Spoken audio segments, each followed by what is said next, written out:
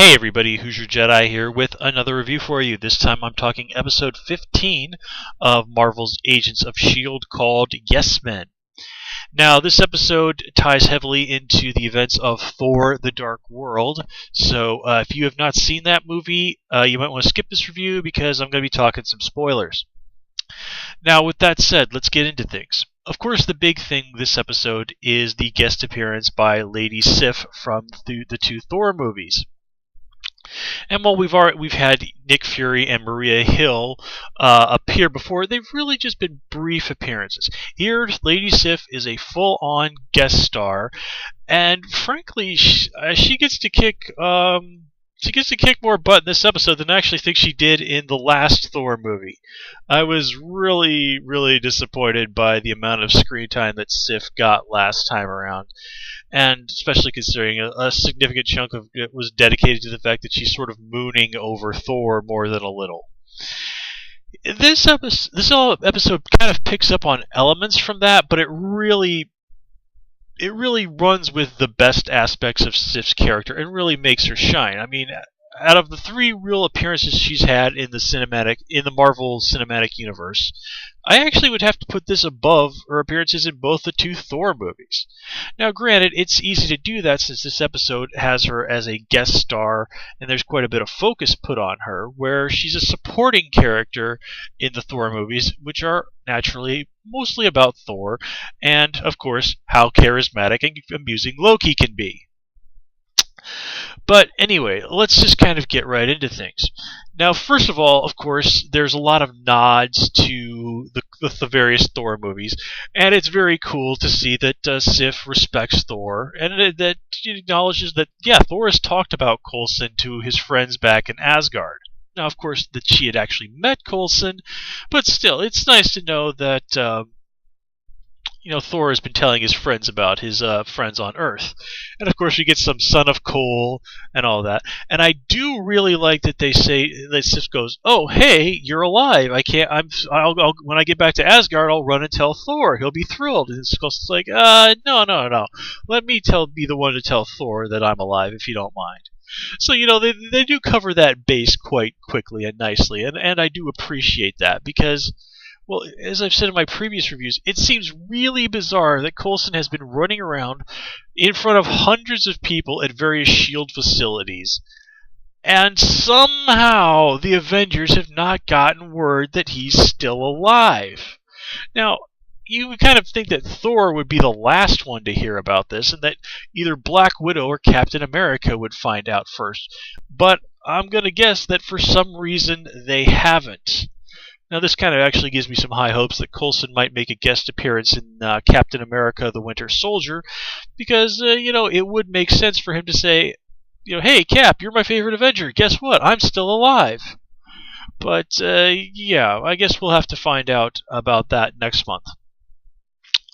So, anyway, as I said, really nice stuff with Sif, seeing her interactions with the S.H.I.E.L.D. agents, getting to see her kick some butt and be really badass. All of it very cool, and honestly, I think very overdue for Sif as a character.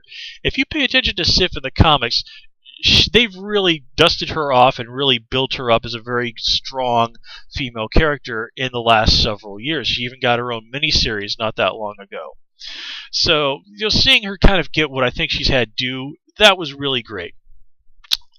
Now, while the strong female character side of that was cool, this episode also touches on one thing that I absolutely really hate to see in modern movies and TV. And this is where they latch onto the idea that in order to make women seem strong, you have to make men seem weak. And as a guy, I really do not care for this at all. Like movies like Daddy Daycare just offend the hell out of me. It's like, really? In the 21st century, we're still operating under the idea that men are completely helpless around children?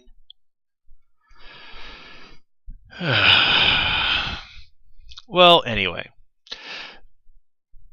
I really could rant about that quite a bit, but there's really no good that's going to come of that, especially on the internet. So I've said my piece on that part, so let's just kind of move on to more more positive aspects of things. Anyway, so this episode introduces us also to the character of Lorelei. Now, she's a fairly minor character from the comics. Mostly, she's just someone that she's the younger sister of Thor's enemy, and at one point his actual girlfriend, the Enchantress. And she's more or less sort of been well, I wouldn't exactly say Loki's girlfriend, but somebody that Loki had banged in the comics. And her making reference to Thor having some feelings for her at one point, well, that's actually a reference to a storyline from the 80s where Loki tried to use Lorelei's seductive wiles on Thor to kind of dick with him, because, that's what Loki does. Now, but actually, though, it's interesting that just the other week that Lorelei appeared in the Loki Agent of Asgard comic. Yes, there is a comic called Loki Agent of Asgard, and it's honestly quite good.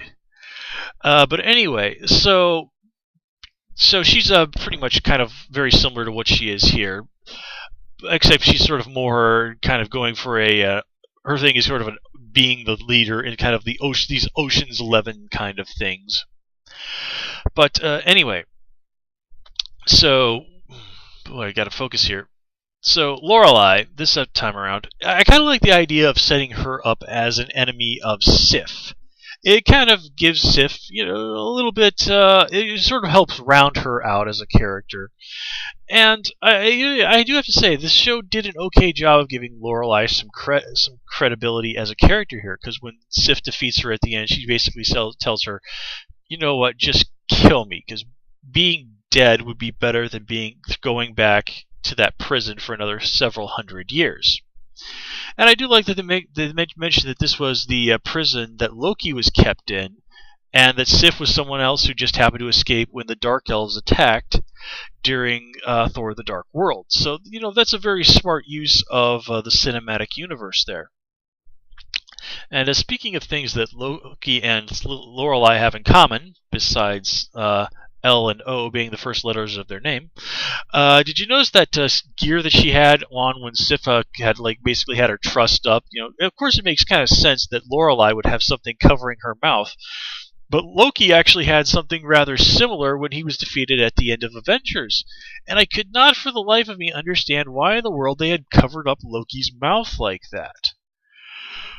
Now, granted, Loki is very, very good at psychological manipulation, so that probably had something to do with it, but you kind of have to wonder if maybe this isn't sort of standard operating procedure. Hang on a second, I kept my notes on my iPad for the first time instead of a piece of paper, and my iPad keeps turning off to save power, so I have to unlock it and enter my password and all that other stuff. Anyway, so that whole shackles thing didn't really make sense to me. Also cool this time around, that sword fight between Sif and Lorelei. That was pretty badass. So that really does go a long way in selling the idea that Lorelei is that Sif wasn't kidding, that Lorelei really is a formidable warrior in her own right. Kind of would have been cool to see her mix it up with Agent May, but as tough as May is, and proven, as she said this episode, tougher than Ward. I did really like that aspect of it, where May flat out said, Ward can try and kill me, but yeah, I can beat him. And, she proves it. Not that I doubted May. I think it's been made very clear from the very beginning of this series that May is basically, in terms of combat, number one here. But still, that was pretty cool stuff. Although, to be completely fair, if she hadn't picked the magazine out of Ward's gun, yeah, that would have ended pretty badly for her. Still, it's nice to know that they're acknowledging that while May is better than him, Ward is still somebody who can give her a heck of a good fight. Anyway, getting back to the episode more in general, since I brought him up, let's start talking about Ward.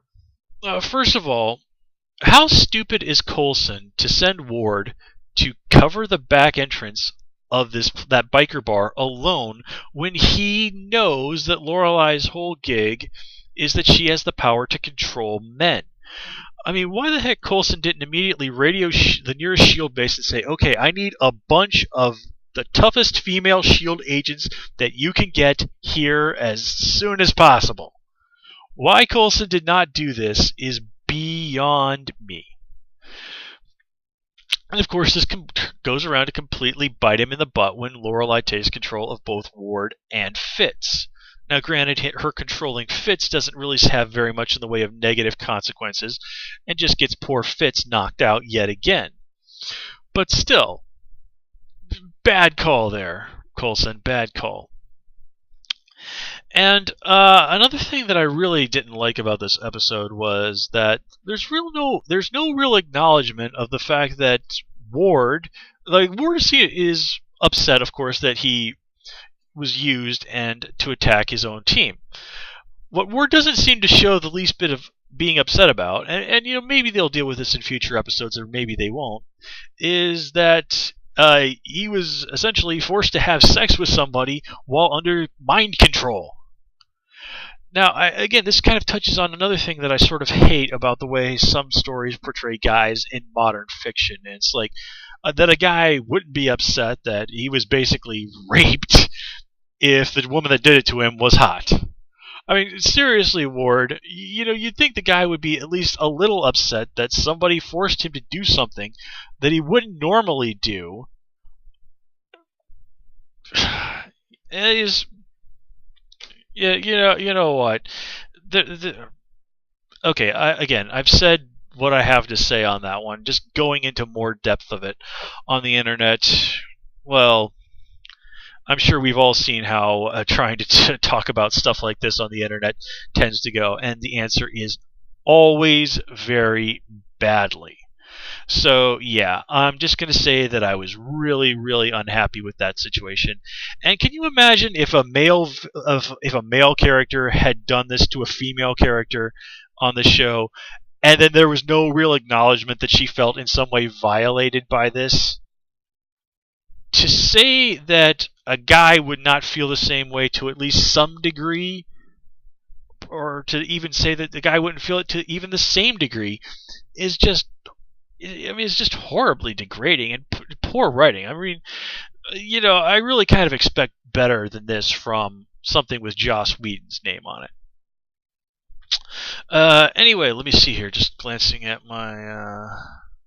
yeah. One thing that I forgot to mention that I really liked this episode was when Coulson starts trying to pump Sif for information on the various alien races. And she rattles off a big long list of them. Now, the only two that I recognized were the Kree and the Centauri, which I talked about in my review of the last episode. Excuse me. But apparently, according to folks around the internet, that every race that she mentioned was, in fact, a real race of blue-skinned people from the Marvel Universe. Now, granted, if you hit the Marvel Universe wiki, one of the tags that you can look up people and things under is blue skin. So, yeah, okay. But in any case, very, very big points to the writers for taking the time to look all of that up.